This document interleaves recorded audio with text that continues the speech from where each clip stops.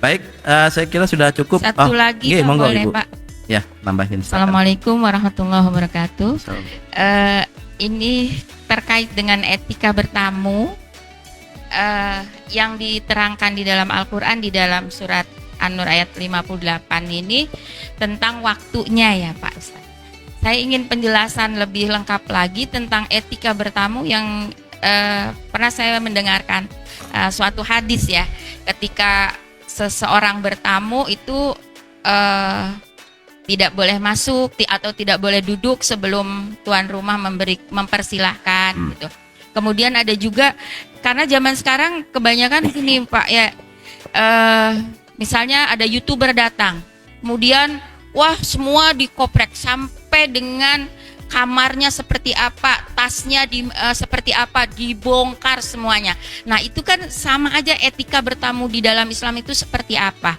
Terima kasih. Assalamualaikum warahmatullahi wabarakatuh. Salam. Terima kasih Ibu. Ini juga tambahan yang penting. Ketika Al-Quran membahas waktu bertamu, tapi Al-Quran tidak membahas etika-etika yang lain, itu bukan berarti etika yang lain nggak penting, tetap penting.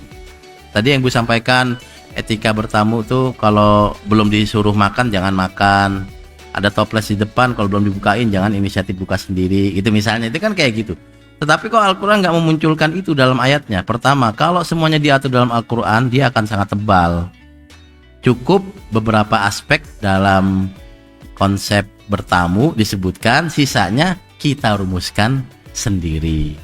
Nah, rumusan sendiri itu nanti yang secara kepatutan, misalnya boleh nggak seorang tamu itu bertamu terlalu lama gitu misalnya. Kan sampai kadang-kadang yang punya rumah tuh jengah nih, nggak pulang-pulang gini ya.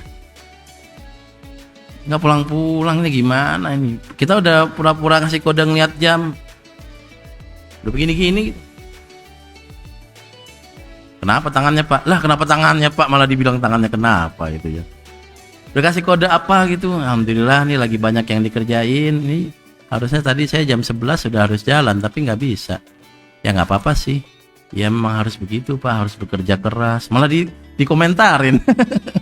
Orang nggak bisa kerja gara-gara kamu namu kok tiba-tiba nih. Nah kayak gitu kita yang rumusin sendiri Bu ternyata.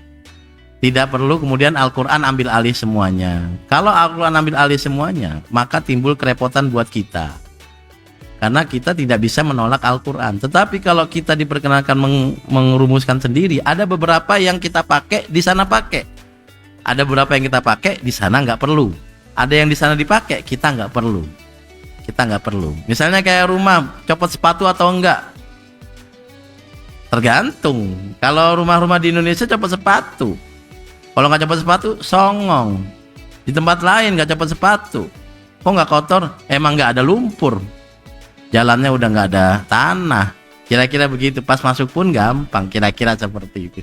Terus gimana? Ya, beberapa hal yang tidak diatur dalam Al-Quran, anugerah buat kita, sehingga kita punya kesempatan untuk merumuskan sendiri sesuai kebutuhan. Dan apapun yang kita rumuskan, itu bisa diperbaiki. Dan Al-Quran tidak perlu menyebutkan aturan-aturan secara detail, tidak perlu. Kalau detail malah bahaya. Semakin detail sebuah aturan, semakin sulit kita untuk beradaptasinya. Terima kasih Ibu, masukan-masukan yang menyenangkan sekali. Saya kira sudah cukup teman-teman.